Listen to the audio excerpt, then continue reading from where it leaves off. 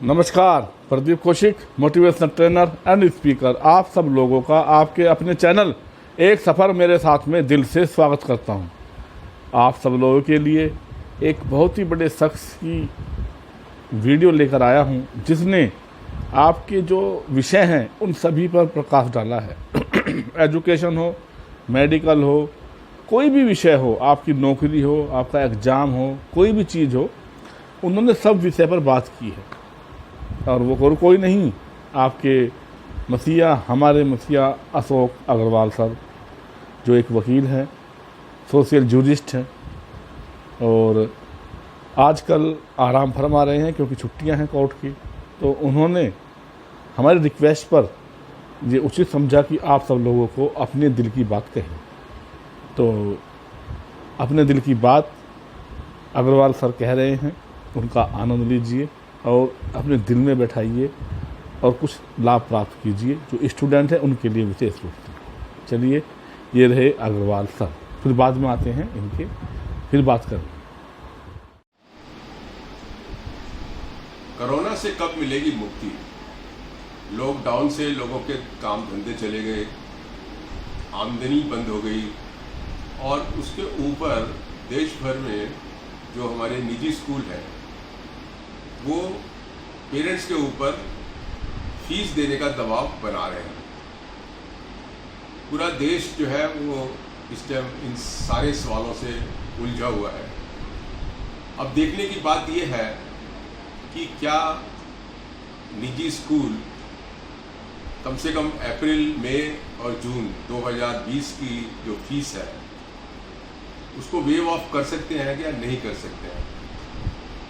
क्या ये इस हालात के अंदर इसको वेव ऑफ करना जरूरी है या नहीं जरूरी है?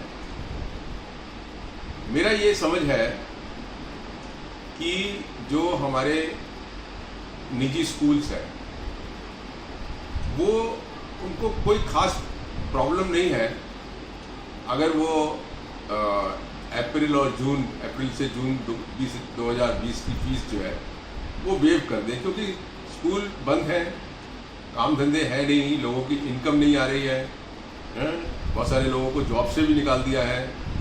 तो आज के वक्त में पेरेंट्स को जायज़ मतलब दिक्कत है इस क्वार्टर की फीस देने के लिए। अब सवाल ये उठता है कि जो प्राइवेट स्कूल्स हैं उनको, जो उनके एम्प्लॉइज़ हैं, टीचर्स हैं और नॉन टीचिंग स्टाफ है, उनको जो सैलरी देने की बात है, मैं ये समझता हूँ कि उनको किसी तरीके की भी कोई दिक्कत मुझे नहीं लगता कि वो अपनी सैलरी देने में उनको कोई दिक्कत है, क्योंकि हम लोगों ने पिछले 22 साल के अंदर 1997 ऑनवर्ड्स लगातार फीस को लेके पूरे देश में लड़ाई लड़ी है।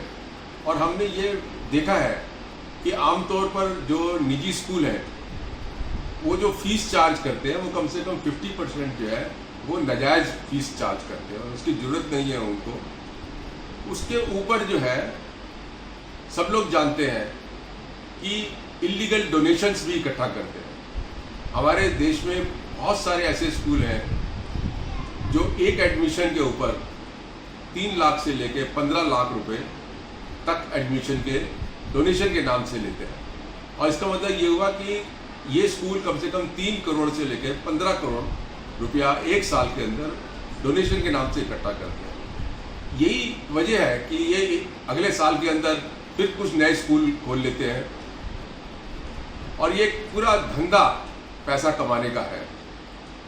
कहने को तो शिक्षा जो है वो इसमें नॉन कमर्शलाइजेशन है, नॉन प्रॉफिटरिंग का एरिया है कानूनन तौर पे, लेकिन रियलिटी ये है कि ये बहुत बड़ा एक मुनाफा बनाने की एक जो है संस्था बन गई है। तो ये जो स्कूल्स हैं ये इनके पास काफ़ी पैसा है जो ये 3 महीने जो है वो अपने एम्प्लॉइज़ को सैलरी दे सकते हैं। इनके पास रिज़र्व फंड होता है 3 महीने की तनख्वाह का। इनके पास जो है वो जो डेवलपमेंट फंड है वो अनयूटिलाइज्ड करोड़ों रुपए पड़ा रहता है। इनके पास सरप्लसेस बहुत सारे बहुत बड़ा अमाउंट पड़ा रहता है। तो मुझे नहीं लगता कि इनकी जो ये कहना है कि ये 3 महीने की सैलरी कहाँ से दें, इनको कोई किसी तरीके की प्रॉब्लम है तो इनको पूरी तनख्वाह देनी चाहिए। अब सवाल ये है कि इसको कैसे लागू किया जाए। ये तभी लागू हो सकता है जब सेंट्रल गवर्नमेंट जो है वो इसके ऊपर एक ऑर्डिनेंस निकाले, एक लीगल ऑर्डर पास करे है, और उसके अंदर ये क्लियर डायरेक्शन दे हिंदुस्तान के सारे स्कूलों को, प्राइवेट स्कूलों को, कि वो ये 3 महीने की फीस जो है पेरेंट्स से नहीं लेंगे और उनके पास जो भी पैसा रिजर्व फंड में, सरप्लस में या और किसी अकाउंट में जहाँ भी है उसको वो पूरी सैलरी जो है टीचर और नॉन टीचिंग स्टाफ को दें है। तो अगर इस तरीके का कोई कानून इस तरीके का पास करते हैं तो मैं समझता हूँ कि ये कोई ऐसा दिक्कत नहीं है कि इसको लागू ना किया जा सकते। दूसरा ये कि सेंट्रल गवर्नमेंट ये भी डिसाइड करे कि इस साल कोई भी प्राइवेट स्कूल 1 रुपया भी फीस के अंदर बढ़ोतरी नहीं करेगा। अगर ऐसा करते हैं तो मुझे लगता है कि हमारे देश के जो पेरेंट्स हैं, जो हेल्पलेस पेरेंट्स हैं, जो मजबूरी में अपने बच्चों को प्राइवेट स्कूल में भेजते हैं क्योंकि सरकारी स्कूल जो है वो बेटर परफॉर्म नहीं कर पा रहे हैं, मुझे लगता है कि ज़रूरत है उनकी मदद की। और सेंट्रल गवर्नमेंट, मैं कहूँगा स्टेट अपने जो है प्रधानमंत्री मोदी जी से कहूँगा मैं कि प्लीज़ इस मामले में जो है आप इंटरवीन करिए और एक अध्यादेश, एक ऑर्डिनेंस तुरंत आप इशू करके हिंदुस्तान के लाखों जो हेल्पलेस पेरेंट्स हैं, मजबूर पेरेंट्स हैं, दुखी पेरेंट्स हैं, उनकी मदद के लिए आप आगे आए। धन्यवाद।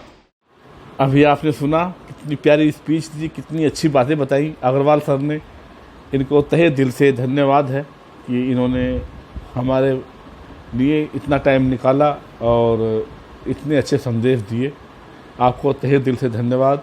Hats off to you sir. और आप अपने जीवन में हमेशा खुश रहें और हमारे लिए ऐसी ऐसी बातें ही सोचते रहें। नमस्कार, जय हिंद, वंदे मातरम।